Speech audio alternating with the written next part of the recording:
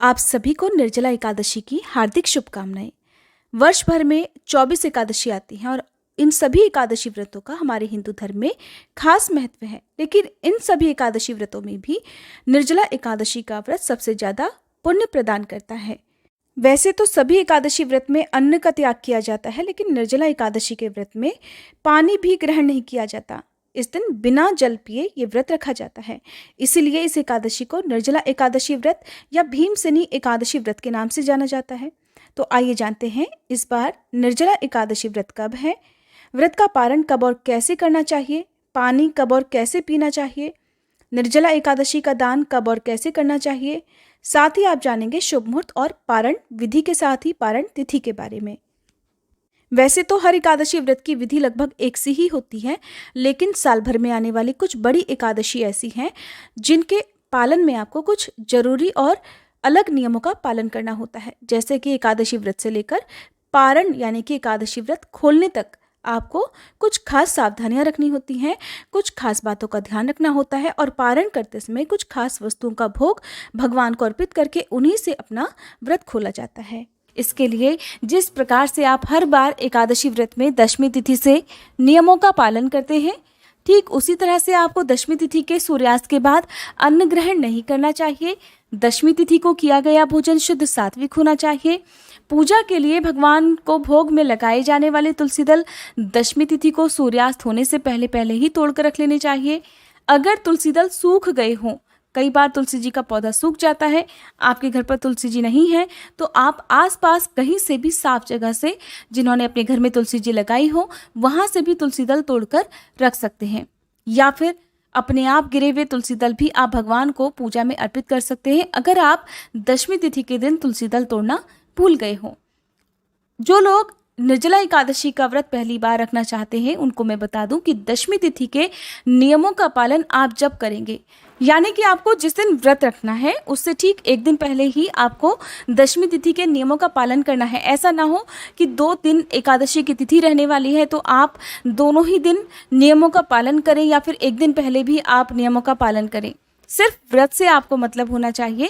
तो दशमी तिथि के सूर्यास्त के बाद अन्न तो ग्रहण नहीं किया जाता है, लेकिन दशमी तिथि के रात 12 बजे तक आप खूब ढेर सारी मात्रा में जल ले सकते हैं, लिक्विड चीज़ें ले सकते हैं, फलों का रस या नींबू पानी वगैरह आप ले सकते हैं, ताकि अगर आप अगले दिन निर्जल रहकर इस व्रत को रखने जा रहे हैं तो व्रत रखने में आपको ज़्यादा परेशानी ना हो।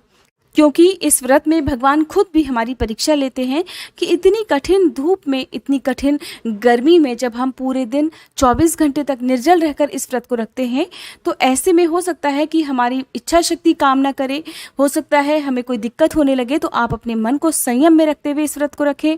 अगर आपका स्वास्थ्य ठीक नहीं है तो ऐसे में कभी भी भूले से भी आपको निर्जल रहकर इस व्रत को नहीं रखना चाहिए। एकादशी के दिन सुबह जल्दी उठकर स्नान करें। स्नान करने के बाद सूर्य देवता को अर्घ दें। साफ पीले वस्त्र पहनकर भगवान की पूजा की तैयारी करनी चाहिए। सबसे पहले एक चौकी पर आपको साफ पीला वस्त्र बिछाना चाहिए और उसके बाद कलश की स्थापना भी आपको आज के दिन करनी है। चौकी पर सबसे पहले भगवान गणेश को विराजमान करिए, फिर भगवान श्रीहरि और माँ लक्ष्मी जी को। शालिग्राम भगवान अगर आपके पास हैं या लड्डू गोपाल जी आपके पास हैं या भगवान कृष्ण, तो आप उनकी पूजा भी आज एकादशी के दिन कर सकते हैं। सबसे पहले आपको दीपक जलाने से भी पहले अपने हाथ में जल या पुष्प लेकर भगवान के सामने बैठकर आंखें बंद कर ध्यानपूर्वक प्रणाम करना है। फिर हाथ में जल या पीला फूल लेकर आपको व्रत का संकल्प लेना है कि हे श्री हरि, आपको मेरा बारंबार प्रणाम है। आज मैं ज्येष्ठ मास के शुक्ल पक्ष की निर्जला एकादशी का व्रत पूर्ण श्रद्धा और भक्ति भाव के साथ निर्जल रहकर रखने जा रही हूँ। आपकी कृपा से इस व्रत को रखने में मुझे कोई बाधा ना आए। आप मेरे इस व्रत को स्वीकार कीजिएगा। मैं पूरी तरह से नियमों का पालन करते हुए निर्जल इस व्रत को रख सकूं। हे विष्णु भगवान, ऐसी सामर्थ, ऐसी शक्ति आप मुझे प्रदान कीजिए।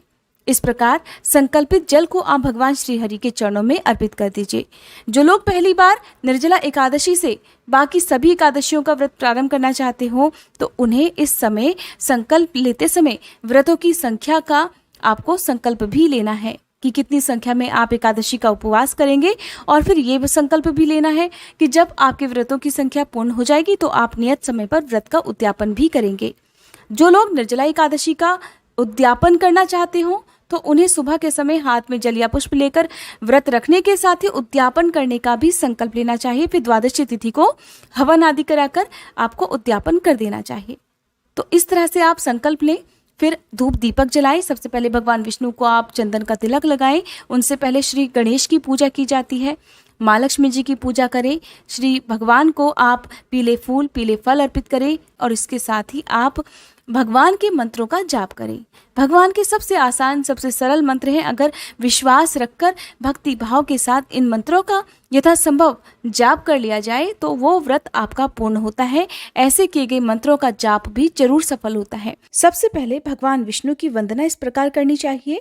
मंगलम भगवान विष्णु मंगलम गरुड़ध्वजा मंगलम पुंडरीकाक्ष मंगलाय तनोहरि। आज के दिन इस खास मंत्र से भगवान विष्णु की वंदना करने से भगवान विष्णु बहुत जल्दी प्रसन्न होते हैं और अपने भक्तों की सभी मनोकामनाएं पूर्ण करते हैं। अगला खास मंत्र है शांताकारम भुजगशयनम पद्मनाभम सुरेशम विश्वाधारम गगन सदृशम मेघवर्णम शुभांगम लक्ष्मीकांतम कमल नयनम योगी भृत्यानगम्यम वंदे विष्णुम भवभयहरम सर्वलौकिक नाथम। इस मंत्र के जाप के साथ ही भगवान विष्णु और माँ लक्ष्मी जी की कृपा भी प्राप्त होती है। आपकी सामर्थ्य जितनी हो उतनी संख्या में आप मंत्रों का जाप कर सकते हैं। वैसे कम से कम 11-21 बार आपको मंत्र का जाप करना चाहिए। तुलसी जी की माला यदि आपके पास हो तो भगवान विष्णु के मंत्रों का जाप तुलसी जी की माला से करना चाहिए। निर्जला एकादशी व्रत के दिन नवग्रह मंत्र का जाप करने से सभी ग्रहों के शुभ फल प्राप्त होते हैं। कुंडली में किसी भी ग्रह से कोई पीड़ा हो तो वो पीड़ा भी दूर हो जाती है। ये मंत्र है ब्रह्मा मुरारी त्रिपुरांतकारी भानु शशि भूमि सुतो बुधश्च गुरुश्च शुक्र शनि राहु केतव सर्वे ग्रह शांतिकराम भवन्तु। और आप जब भी एकादशी से पहले तुलसी पत्र तोड़ते हैं तो उस समय तुलसी माता को प्रणाम करके इन मंत्रों में से किसी भी एक मंत्र का जाप करना चाहिए। ये मंत्र हैं ओम सुभद्राय नमः, ओम सुप्रभाय नमः या फिर मातस तुलसी गोविंद हृदयानंद कारिणी नारायणस्य पूजार्थम चिनोमि त्वाम नमोस्तुते। ये 3 मंत्र हैं जिनमें से किसी भी एक मंत्र का जाप आप तुलसी पत्र तोड़ते समय कर सकते हैं। मंत्रों का जाप करते समय अगर आपके पास तुलसी जी की माला है तो एक माला जाप आप तुलसी जी का कर सकते हैं या फिर हाथ में पीला या कोई सा भी फूल रखकर आप मंत्रों का जाप कर सकते हैं। सुबह की पूजा करते समय आप मंत्रों का जाप करें, फिर व्रत की कथा पढ़ें सुने, संभव हो तो इस दिन विष्णु सहस्त्र नाम का पाठ करें, श्री विष्णु चालीसा का पाठ करें, लक्ष्मी चालीसा का पाठ करें। व्रत की कथा पढ़ने या सुनने के साथ ही आप भगवान को भोग जरूर लगाएं। भगवान को भोग में लगाने के लिए आपके पास चाहे कुछ भी ना हो, आप अपनी श्रद्धा से अपने विश्वास के साथ केवल तुलसी दल और सादा जल ही भगवान को अगर अर्पित कर देंगे तो भगवान उसे खुशी खुशी स्वीकार कर लेंगे। भगवान ऐसे व्रत को या ऐसे 56 भोग को स्वीकार नहीं करते हैं जिनमें कोई भी विश्वास कोई भी भक्ति ना हो। तो भगवान आपकी भक्ति पहले देखते हैं, पहले भाव देखते हैं, उसके बाद आपकी द्वारा जो अर्पित की गई है सामग्री उसे देखते हैं। इस तरह से आप सुबह की पूजा करें, सबसे अंत में आरती करें और क्षमा याचना करें। भगवान को भोग लगाते समय मौसमी फलों का भोग, चाहे आम खरबूजा तरबूज ये सब चीज़ें हैं, आप उनका भोग लगा सकते हैं। जो भोग आप फलों का लगाते हैं तो आपको ये ध्यान रखना है कि भगवान को अर्पित किए गए तुलसी दल और फलों का सेवन आपको अगले दिन द्वादशी तिथि पर व्रत पालन करते समय करना है। इसलिए एक हिस्सा आप इन प्रसाद का अपने लिए जरूर रखें, बाकी को आप शाम की पूजा करने के बाद अपने परिवार के लोगों में बांट सकते हैं। इस तरह से आप सुबह की पूजा संपन्न करें। अगर आपने कलश की स्थापना की है तो कलश में वास करने वाले सभी ग्रहों की, सभी नवग्रहों की पूजा करें, अपने कुल देवी देवताओं का ध्यान करें और उसके साथ ही पूजा करने के बाद कलश की बात, यहाँ पर मैं मिट्टी के घड़े की बात कर रही हूँ। मिट्टी के घड़े का अगर आप दान कर सकते हो तो आप कलश की स्थापना करें, या जो लोग पहली बार व्रत प्रारंभ करेंगे उन्हें कलश की स्थापना जरूर करनी चाहिए, जिस तरह से आप नवरात्रि में करते हैं। उसके बाद द्वादशी तिथि को पूजा करके कलश का विसर्जन किया जाता है। आप चाहें तो मंदिर में दान कर सकते हैं। उद्यापन करते समय याद रखिएगा आपको भगवान विष्णु और माँ लक्ष्मी जी की, चाहे तो सोने की, चांदी की या मिट्टी की, जैसी आपकी सामर्थ्य हो वैसी मूर्ति का दान भी द्वादशी को करना होता है। तो पहले से ही आप मूर्ति जरूर ला कर रख लें। अब आपको दिन भर भगवान का ध्यान रखते हुए अपना व्रत रखना है। जितना हो सके भगवान के मंत्रों का मानसिक जाप करें। इस दिन ज़्यादा बोलने से बचें। हो सके तो मौन रहकर इस व्रत को रखें। ज़्यादा बोलने से हो सकता है आपका गला, आपका मुंह सूखे, आपको प्यास सताए। तो ऐसे में अगर दिन में प्यास ज़्यादा लगे तो आप पानी से कुल्ला कर सकते हैं, लेकिन पानी आपके मुंह के अंदर नहीं जाना चाहिए। आप अगर निर्जल रहकर व्रत रख रहे हैं तो शाम को भगवान की एक बार फिर से पूजा करने के बाद आप आचमन के जितना जल अपनी दाहिनी हथेली में लेकर पानी पी सकते हैं। उससे व्रत आपका नहीं टूटेगा। शाम की पूजा करें। शाम की पूजा करने के बाद एक बार फिर से भगवान को भोग लगाएं। फलों का, तुलसी दल का भोग आप लगाएं। उसके बाद रात में हो सके तो जागरण करें, नहीं तो आप रात के 12 बजे तक या जब तक आप जाग सकते हो तब तक जागकर भगवान के भजन कीर्तन या कोई भी पुराणों की कथा आप पढ़ सकते हैं।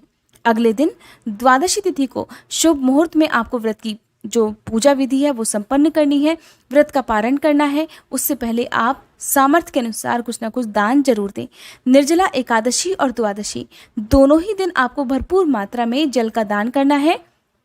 जल का दान आप प्यासे लोगों को पानी पिलाकर शरबत के रूप में भी करा सकते हैं या आसपास छबीले लगवा सकते हैं। कहीं पर आप वाटर कूलर का दान कर सकते हैं, मिट्टी के घड़े का दान कर सकते हैं। इस प्रकार आपको दान करना जरूरी होता है। तो द्वादशी तिथि के दिन आप एक बार फिर से भगवान की पूजा करें और दान में दी जाने वाली सामग्री, चाहे अन्न हो, वस्त्र हो, दक्षिणा हो, जूते, चप्पल, छतरी हो, उन सभी को अपने पास में रखें और उसके बाद अपने माथे से लगाकर ही इसको दान में किसी योग्य व्यक्ति को या मंदिर में देना चाहिए। इस प्रकार से द्वादशी तिथि को आपका व्रत पूर्ण हो जाता है। द्वादशी तिथि को व्रत खोलने से पहले किसी योग्य व्यक्ति को, योग्य ब्राह्मण को आपको कुछ ना कुछ दान की सामग्री दान में देनी चाहिए। उसके बाद ही व्रत खोलना चाहिए। लेकिन कई बार समय पर दान देना संभव नहीं हो पाता है। ऐसे में आप गौ माता को गौग्रास देकर, चिड़ियों के लिए छत पर दाना पानी रखकर या फिर चींटियों के लिए आटा और शक्कर मिलाकर डालने के बाद अपना व्रत खोल सकते हैं। उससे पहले यदि संभव हो तो किसी प्यासे व्यक्ति को आप मीठा शरबत पिलाकर फिर आप अपना उपवास खोल सकते हैं। व्रत पारणा करते समय हमेशा जल का सेवन और तुलसी पत्र का सेवन पहले करना चाहिए और द्वादशी तिथि को पूजा करने के साथ ही पूजा में या व्रत में कोई भी जाने अनजाने में गलती हुई हो तो उसके लिए क्षमा याचना जरूर करनी चाहिए। गर्मी के मौसम में काम में आने वाली वस्तुओं का दान भी आप इस दिन कर सकते हैं, जैसे कि छतरी, जूते, चप्पल या पंखे आदि का दान भी कर सकते हैं। और निर्जला एकादशी और द्वादशी तिथि के दिन जो व्यक्ति जल का दान करता है उसके पुण्य की तुलना इस संसार में कहीं भी किसी भी वस्तु से नहीं की जा सकती। अब जानिए शुभ मुहूर्त के बारे में। तो साल 2023 में निर्जला एकादशी है 31 मई बुधवार के दिन, और निर्जला एकादशी का जो उपवास है वो केवल इसी दिन रखा जाएगा। यही तिथि उदया तिथि के अनुसार और द्वादशी तिथियुक्त एकादशी रहेगी। एक दिन पहले यानी कि मंगलवार के दिन दशमी तिथि के नियमों का पालन किया जाएगा। एकादशी तिथि प्रारंभ होगी 30 मई मंगलवार की दोपहर 1:09 से, जिसकी समाप्ति 31 मई बुधवार की दोपहर 1:46 पर हो जाएगी। जो लोग भी इस दिन व्रत रखना चाहते हैं उन्हें अन्न और जल का त्याग एकादशी तिथि की सुबह से करना होगा।